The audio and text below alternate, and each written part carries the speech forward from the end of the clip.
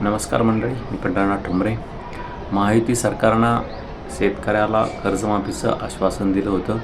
मात्र कर्जमाफीच्या आश्वासनावरून सरकारने पलटी मारली आणि शेतकऱ्यांना कर्जमाफी दिली नाही.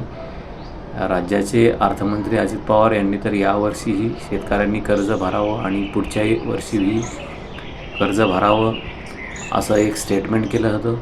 त्यामुळे शासनाच्या विरोधामध्ये शेतकरी आक्रमक झाल्याचं पाहावयास मिळालं.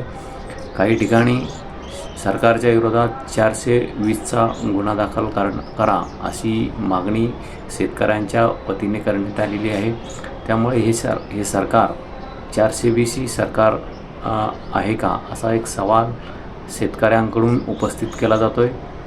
आणि आता इतरही अनेक संघटना ज्या आहेत त्या शासनाच्या विरोधात रस्त्यावर उतरण्याची शक्यता आहे. कर्जमाफी करा, अन्यथा आम्ही सरकारला धडा शिकवू आणि त्यांनी त्यासाठीची आंदोलनाची तयारीही संघटनांच्या वतीने करण्यात आलेली आहे. यामध्ये प्रहार संघटना असो, शेतकरी संघटना असो, अशा अनेक संघटना आहेत ज्या शासनाच्या विरोधामध्ये रस्त्यावर उतरण्याच्या तयारीत आहे. त्यामुळे सरकार आणि शासन यांची आता झुकण्याची शक्यता निर्माण झालेली आहे.